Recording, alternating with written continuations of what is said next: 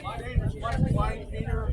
I happen to have a good man, otherwise the team commander of the Delaney Troop, North South Skirmish Association.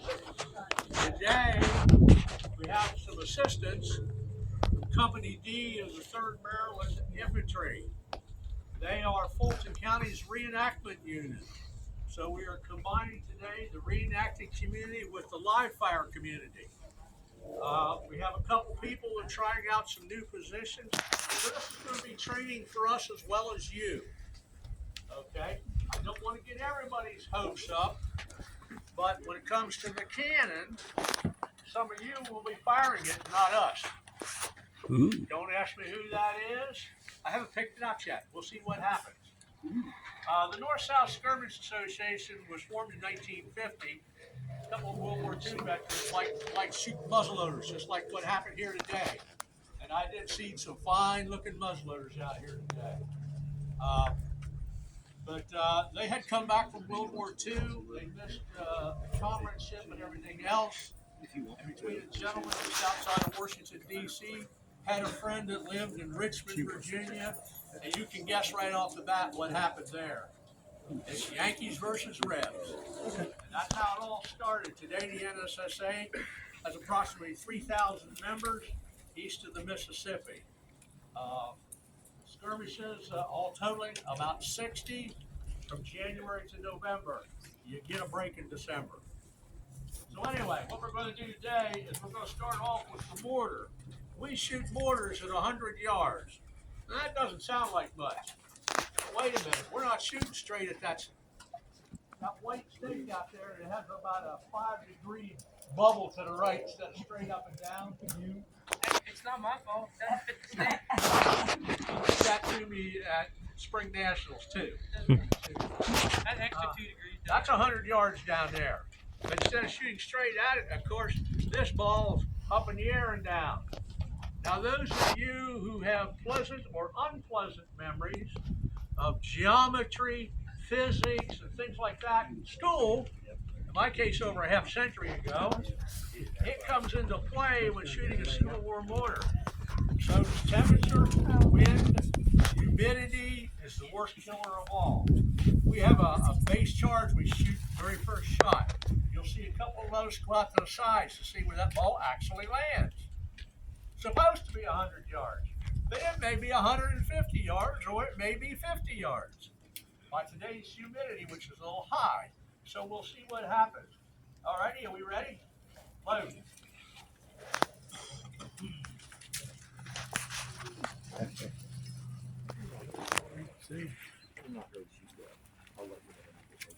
Stand right here, man, if you want to. We're not going to be able to get out of the way. We're just standing here to talk. That's what we're supposed to do.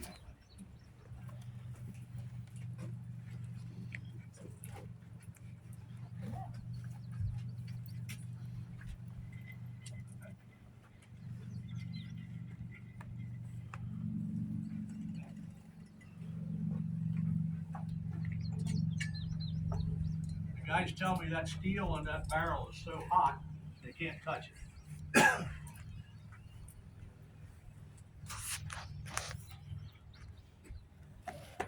We'll talk about the aiming after we fire the first shot. I'm going to try to stay out of everybody's way. All right, I'm going out this way. Watch that way. Something where you want to short by how much.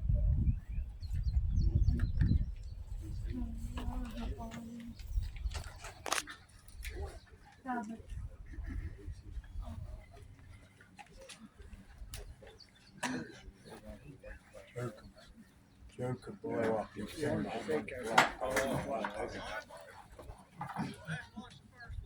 You gotta put a fuse in it first. Yeah.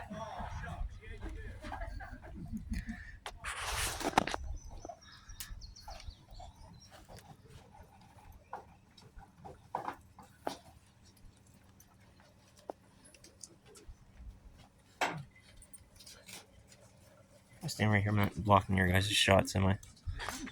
I was blocking mine.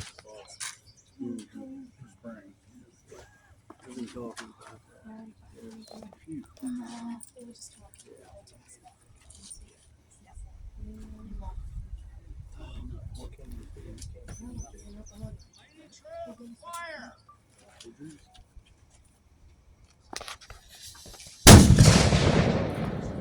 There it goes. I heard something hit. It went in the tree. Yeah, it went behind it.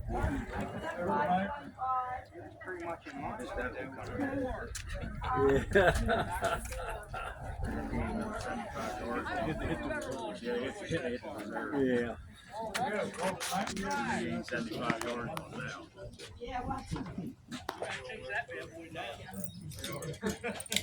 Okay, so you see some problems right off the bat, right? During the Civil War, and it'll really show up with the cannon. No such thing as a rangefinder. It's all guesswork. All right. Aiming this thing, if you notice, Brian was laying on the ground using the touch hole as the rear sight. Small mark on the muzzle right at the very apex. That's the front sight.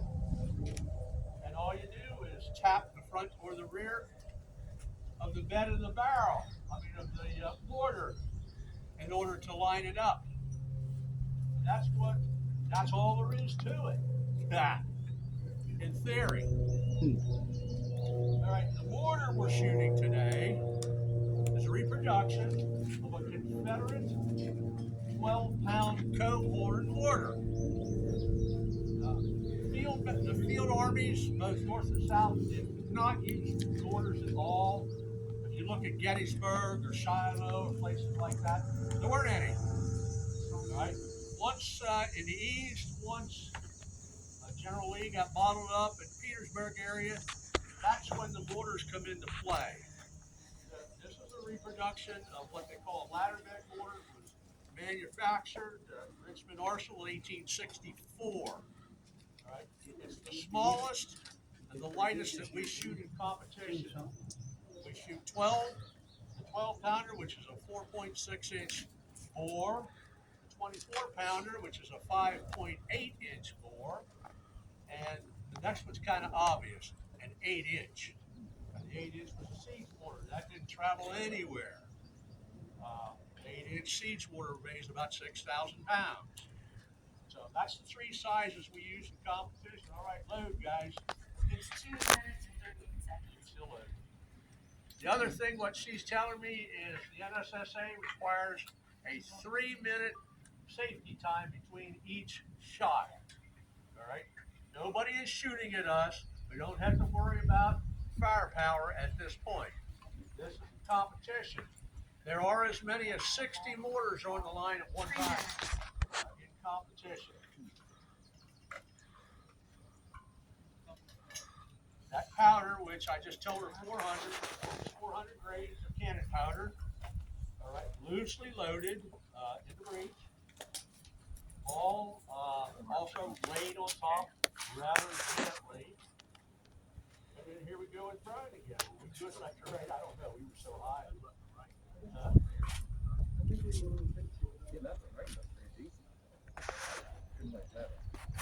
talk after this shot about some of the fake safety things that we have to do differently than they did then. All right, I'm glad we'll go back over here and look at the corner.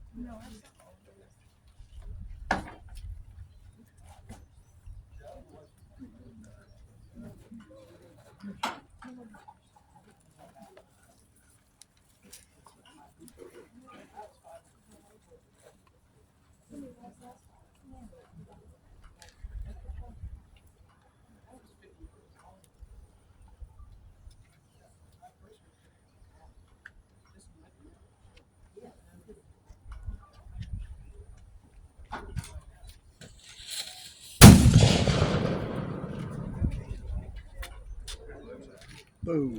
Oh!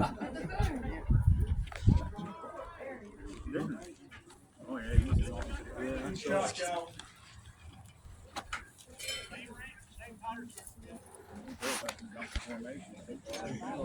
Okay, two things you have to realize before we talk about number one, of course, Uncle Sam will not let us shoot anything exploding. That kind of ruins the targets and everything else. And at $50 a piece, we'd rather gather them up. force them off and shoot them again. Okay, the other thing is some safety devices that we use today, muzzleloaded shooting Civil War era artillery, they did not back 160 years ago. You see the guys up front of the muzzle, both wearing heavy leather gloves, with the gentleman pouring powder also wearing sleeve protection. That is a safety requirement. Must do it. You'll see more of it when we start with the cannon. You see a shield that we set up behind the mortar just before we fire. That is another safety thing they did not use 160 years ago. That's for the safety of the personnel behind. A lot of these mortars shoot a friction primer, and that's shooting basically a long 22 caliber cartridge back into the crowd. So as a result, we use those safety devices. Ready to load? Load.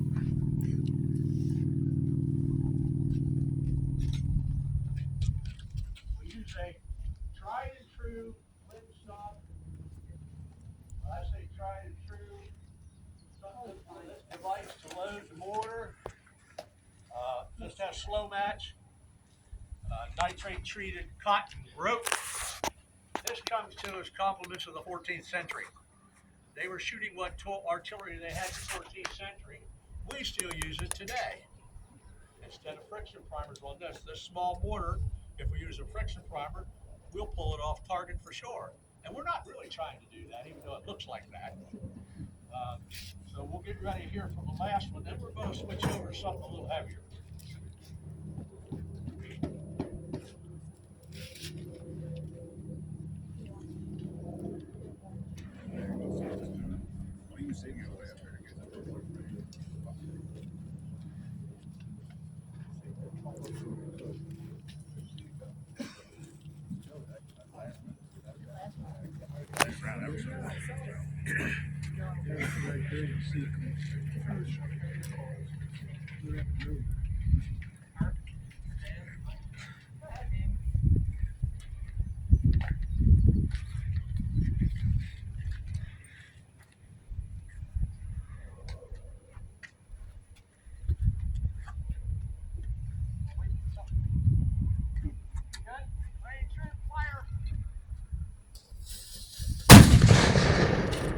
Yeah, that's not bad. Yeah, it is way too deep. Yeah. That's great. That's pretty decent. Yeah, it was. Yeah. That's the way it really is. You may not notice this, but I have Too far on. had about 10% increase in humidity in the past Your arm off.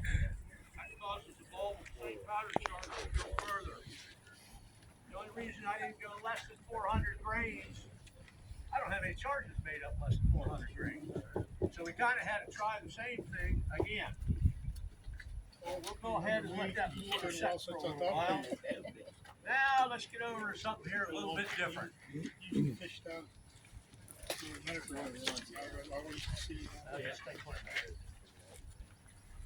This is the U.S. Model 1861 Ordnance Rifle. You right? 3-inch bore, maximum effective range of 2,800 yards, maximum range, if you don't care what you're shooting at, 4,000 yards. This cannon will chuck a 9-pound projectile 4,000 yards if you don't care where it lands. See a problem though? Yeah. How you gonna get it there? How you gonna aim it? Let's talk about aiming. The sights on this are better than the mortar, believe me. We're gonna have to get the chest over here. Bring the chest over where that chest is setting. It has a rear sight on it that corrects if the gun is out of level. Corrects it automatically. All right. If the gun is setting way uphill or way downhill before we aim, this sight corrects for that. All it is a pendulum hoss with a little hole in it for a rear peep sight. Now, when we go to shoot this one, a little difference, an ear protection is required. This one does go bang. All right. We are here, we're shooting at approximately 200 yards. We shoot a reduced load here. The service charge for this cannon is 1 pound of black powder. We're shooting 5.5 ounces here. All right. Are the projectiles ready to go yet? Where's the projectile at? Right there. It's up here. All right. Somebody's got to lube them. All right. We have a box full here of lead. I'll go ahead and grunt these over here. Guys, I need somebody to put some lube on that.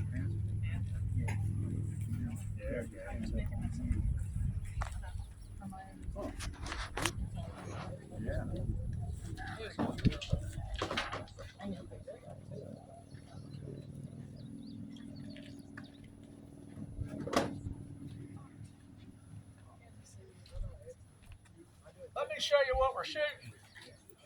How many of you like to shoot pellet guns? Good old standard pellet guns. And guess what, guys? That's what we shoot. An overgrown 3-inch pellet. Weighs 6.5 pounds, is pure lead. Right? Now, this particular cannon has never won the national championships. The little one that we have sitting over there under the tree, just as a show and tell, that's a reproduction of a Confederate mountain rifle. That's a full-size cannon for what its job is. We have won the national championship with that particular gun. Right now, we can't get closer to 6 pounds with this one. What they're doing now is they're putting a little grease on the skirt so it's easier for us to load. And guys, I need to come up with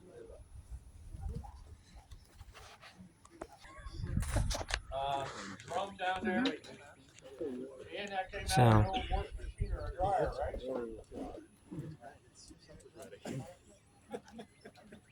Where can I get a fake gun? Those are the targets right there. See them? There's right on it.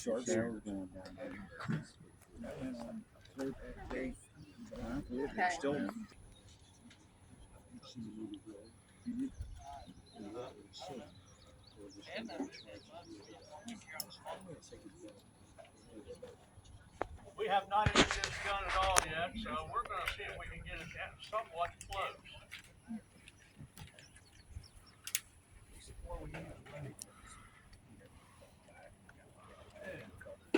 That's halfway up to that. Huh?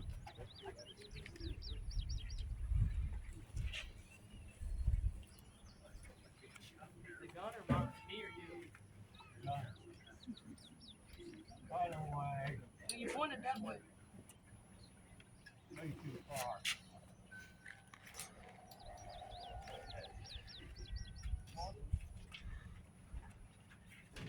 Too much.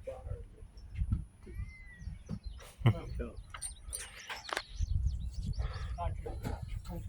That's it. Right there? Yep.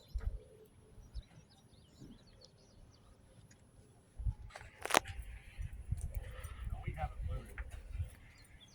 That's just to get it close. You got something on? You're number 3. He's done some stuff.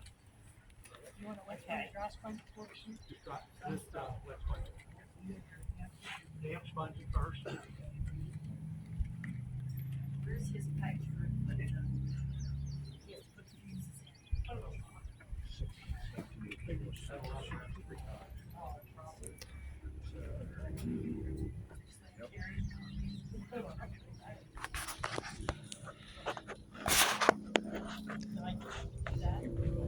Okay.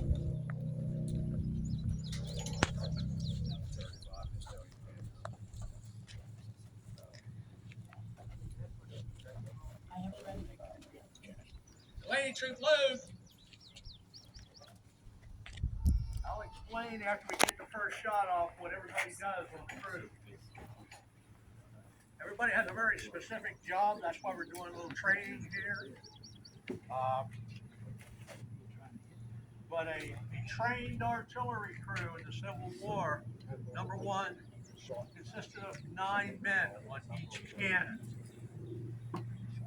Every one of those 9 men could perform every task on this cannon. In case of casualties, they had to fill in. All right.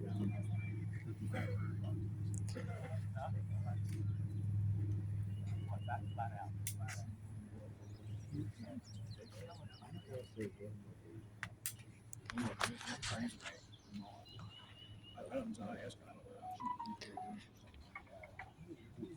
I don't know either.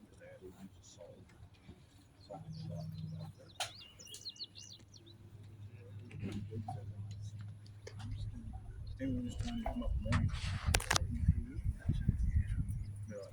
I'll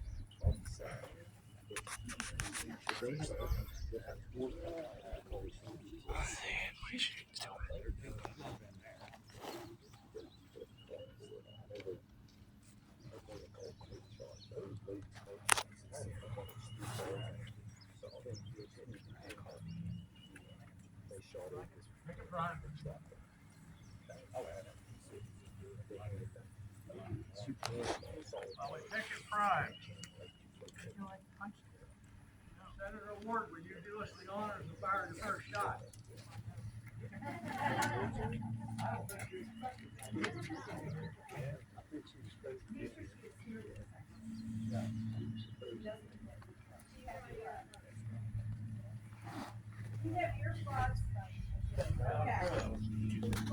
Now, before we fire this one like I said, does make a bang.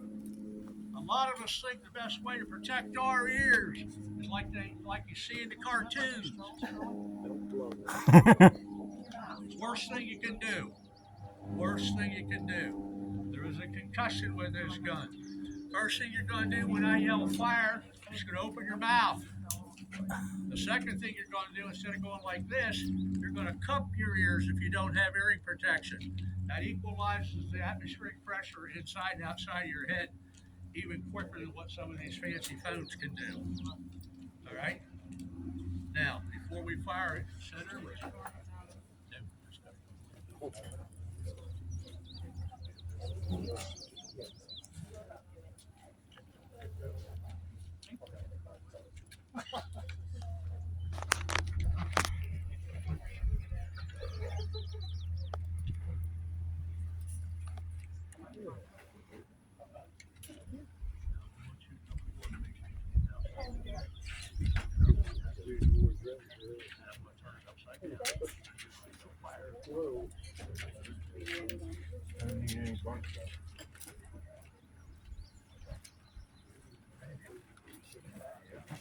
all right.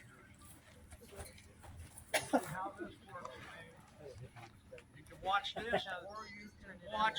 I'm aiming at the white barrel down range. All right, Senator, fire.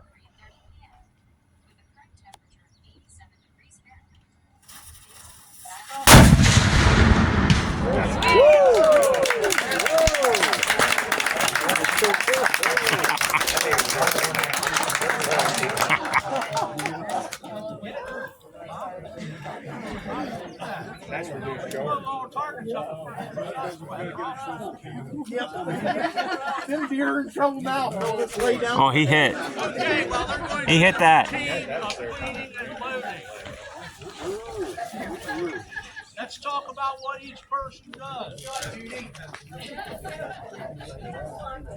A lot of, well, that gets back to the state senate. Okay. A lot of Civil War soldiers couldn't read. They could understand numbers because they had 10 most, had 10 fingers and 10 toes. So the positions of the cannon crew were numbered 1 to 9. Number 1 on the outside. He's doing one of the safety things, and we'll talk about that after this shot. We use something totally different than what they did to fire these things. We'll talk about that. His job is to sponge, to get any sparks out that may be in the bore. Because if he does not, when we introduce powder, he may have to check and see if he still has fingers, even with the gloves on. All right? Wet sponge, and then we're going to dry sponge it to get the extra water out of there. What that dry sponging does has nothing to do with what they did in the Civil War. It does for us because it increases accuracy. Number two, on this side, and the drill that we're using right now, he has the gravy job. He picks up the powder out of the haversack, introduces it into the bore, and then the projectile into the bore. Then on the drill we're using right now, his job is done. He's got the easy part. We're training Danny here on the vent. That's the number 3 position. The number 3 position is the safety man. Or ladies. His job is he takes the wire brush, cleans out the vent. He has a thumb saw, which is a piece of wet leather. He stops the vent so on the sponging and on the loading, no air can be introduced to ignite any spark that may be left in the gun. Load. Number 4, of which we have. Okay. The Senator was number 4. It was kind of obvious what her job was. That's number 4's job in what we're doing now. And Joe here running the powder and projectile back and forth. That's position number 5. Every rookie artilleryman, and this is Joe's first go-around, gets that job. And it is affectionately known as the powder monkey. Now, you can thank the world's navies for that from in the 14th and 15th century is still used today in competition. Number 6, the missus is sitting down is tending the box. The other person is the gunner. Okay, the gunner is responsible for the overall operation of the piece. For obviously for aiming. In wartime situations, a single artillery piece was used very rarely, sometimes a section of 2, and that gunner has to take his orders from higher command as to what he's supposed to be doing.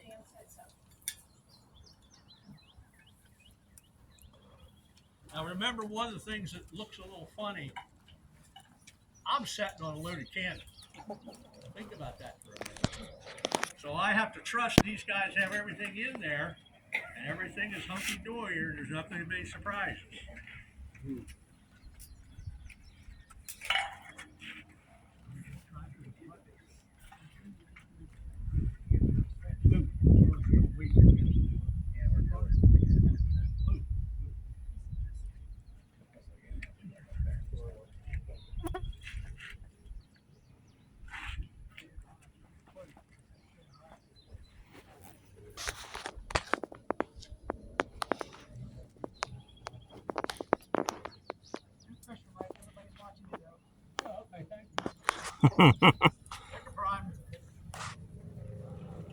Number 3's other job is to pierce the powder bag and put primer in.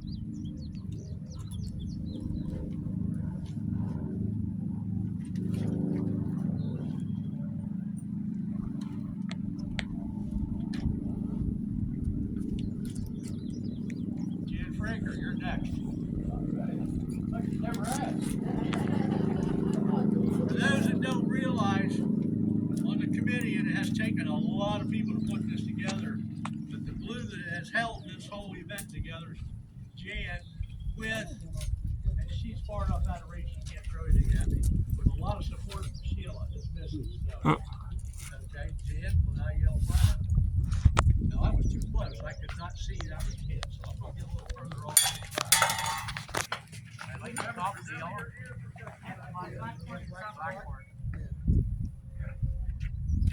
Lady true, fire!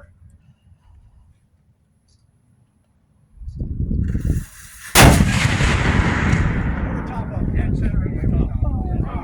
High. Well, continue that, sir.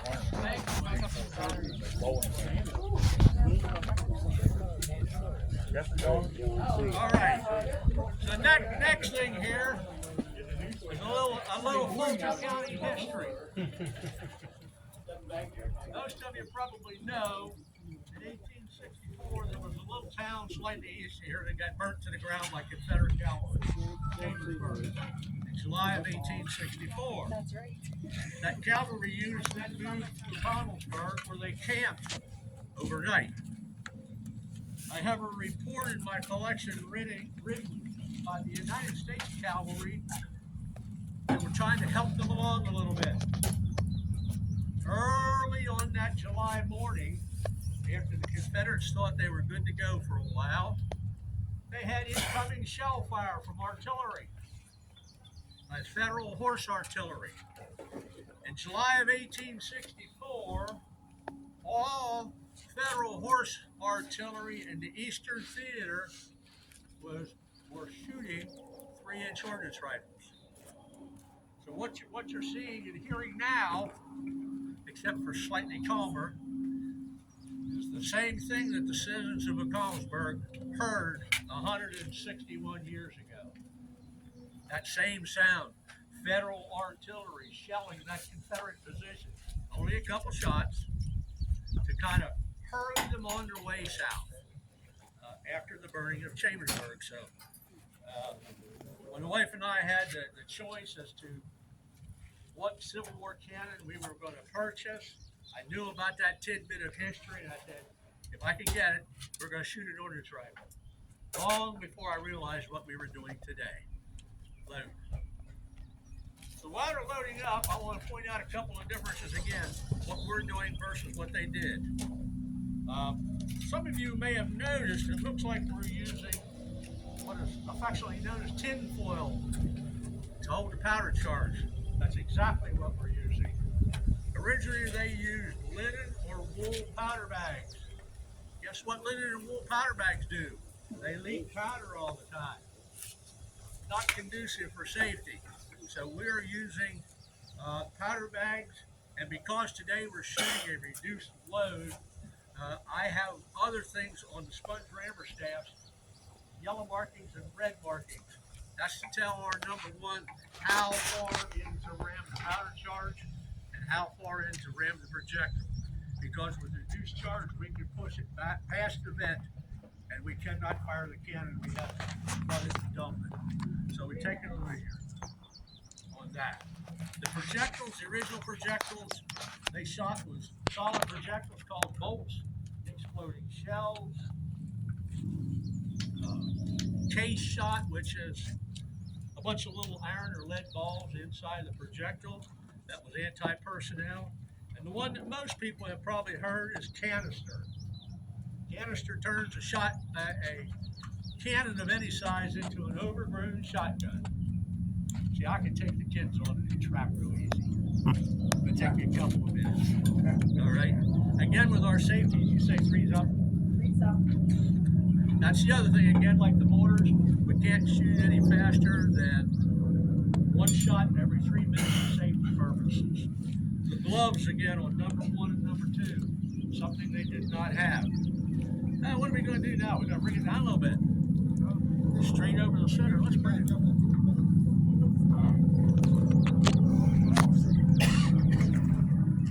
Well, if it'll stay in there. Sorry, I hate blinding you, but I can't see the sight.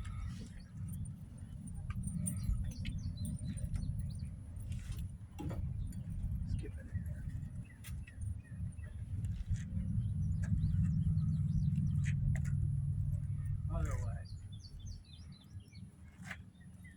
Keep going. Keep going. Another way. Another way.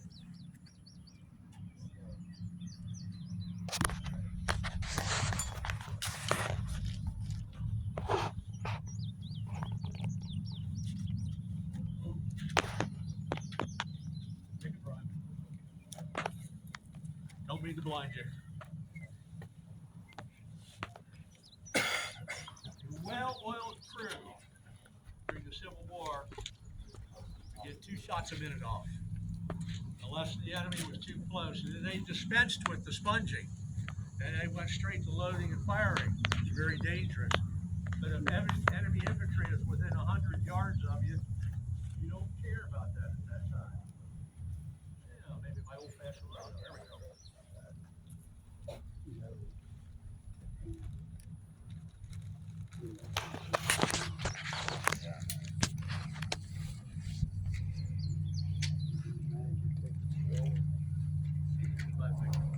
Bob, you're the big one. No?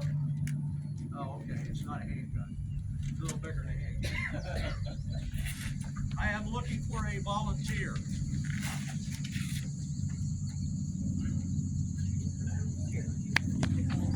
I have one. That's tough when you're filming while you're doing this. Yeah, I got a YouTube channel, so. Oh. Would you guys want to videotape me shooting this thing off or not? Yeah, I'll do it. Alright. There's a life and chime chance for me to fire one. Let's see if we can do something slightly different. Okay, you ought to know about Korean chain. Yes. I see that. All right, wait till I yell fire. Yep. Again, hearing. Lane troop, fire!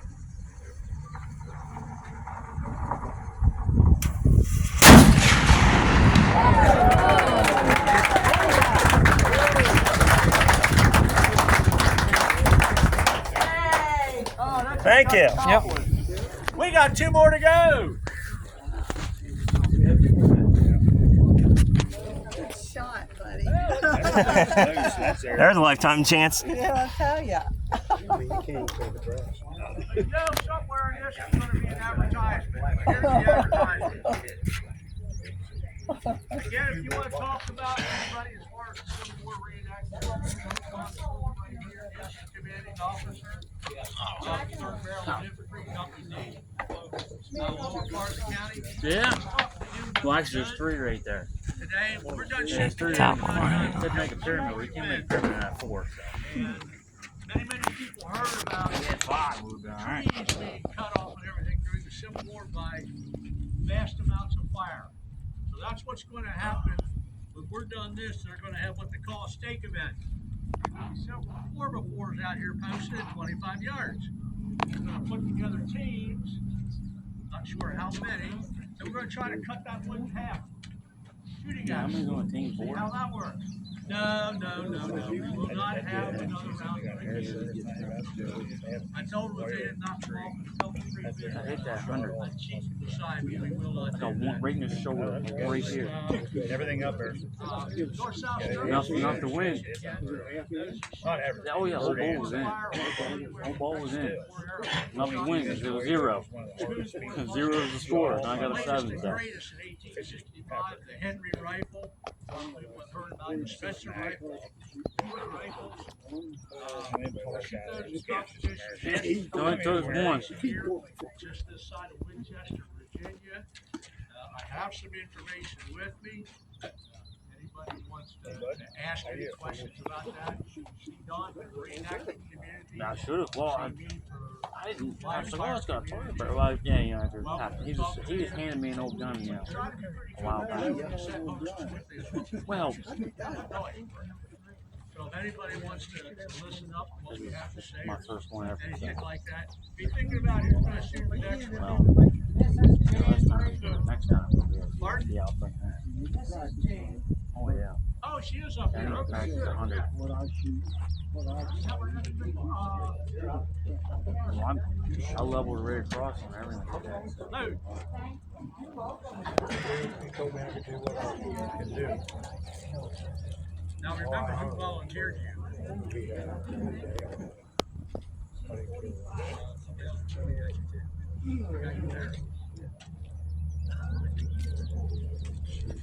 Oh, Bob, really?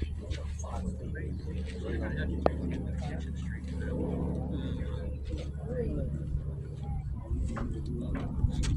Oh, he already said he shot mine. That's what he did.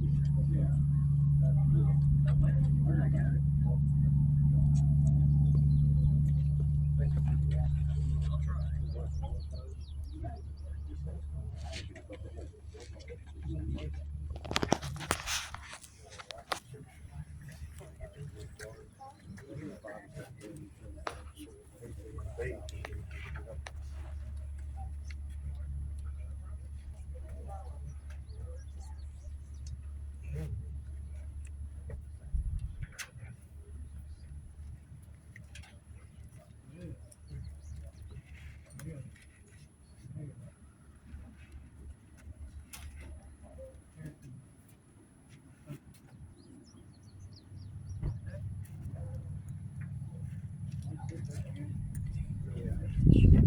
Obviously.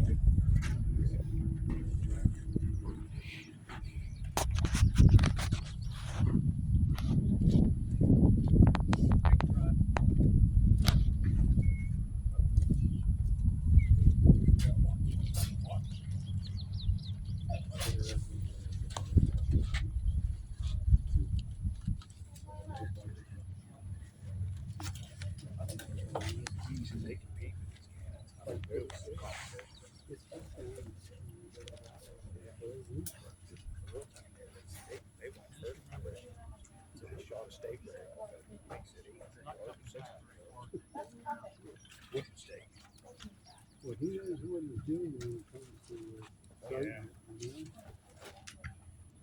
So let's see who's the better shot in that household. Better set it high. I better put it high. You compensated, better set it low. I compensated for your error.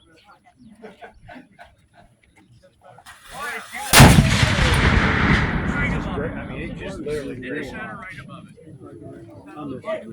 Right above it. It looked like the I seen a little bit of blue move. Yeah, it's so close. If there was a top bucket on that, it would have knocked it off. All right, for our last shot. It went right where that top bucket was. Almost YouTube video. They put cardboard up just like we have numbered. Humans can use just the silhouette. And they fired grape shot. They took out 11 out of 18. 14-year-old. Now I have that age. Down in Frederick at the Civil War Museum, of Medicine, they got a skull in there. Where I took one sample from the around hole pretty good. They used the free daylight right there. I need somebody in the age of 14 to 16 up here for this last shot. Yeah, last time I was in Frederick County, Maryland. They got the Civil War Museum of Medicine. It used to be that, I think his name was Todd Wonderful. Yeah, he retired. I'm used to it now.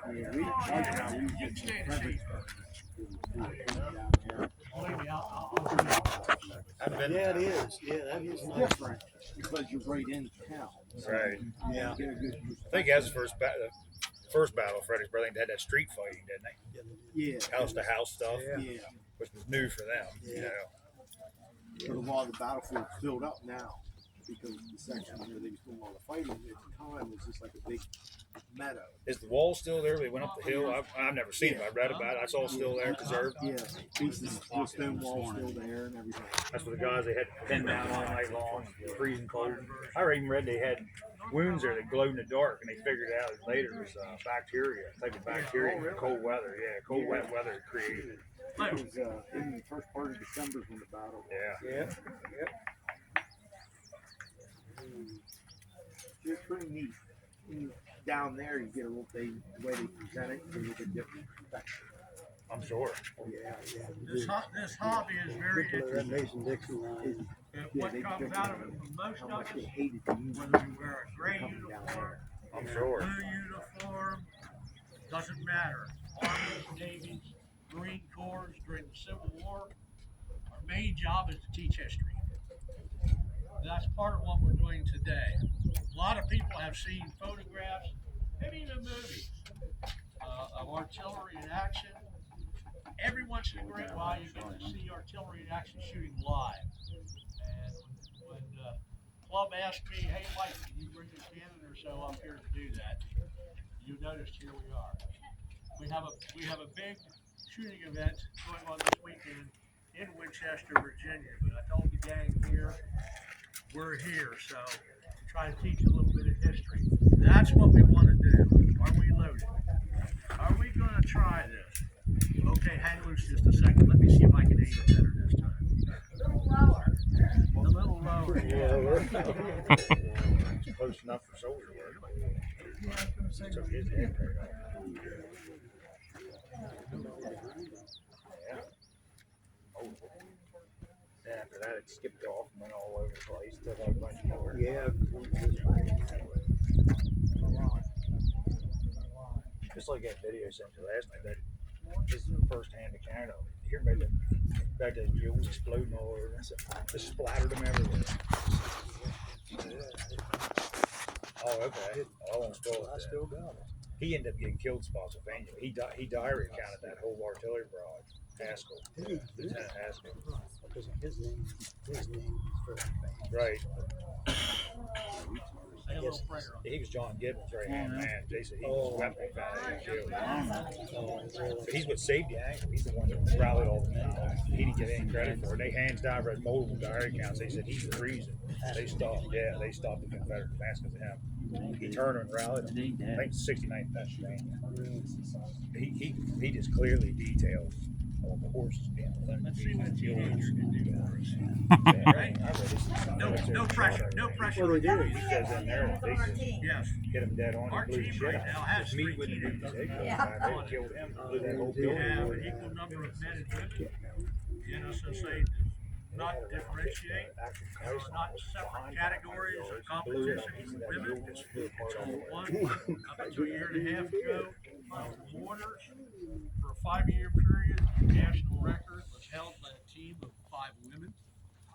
And of course, some of those old military guys weren't too keen about that. And it took them 5 years to get beat. Now you see the way we chucked them all over the place. The record at that time for 5 shots, all total, the distances added up was slightly under 10 feet. So that's some pretty good shooting. You ready to go, young man? I think if you stand there enough, I can far down this going. You hang on to that thing. That doesn't look like it's him.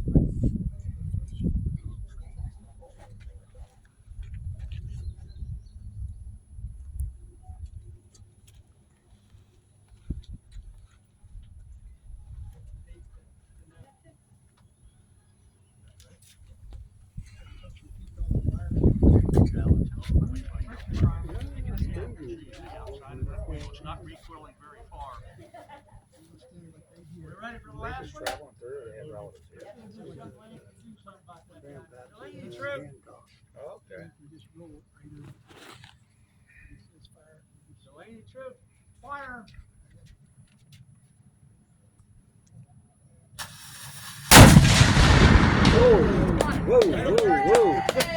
I think we nailed it. Thank you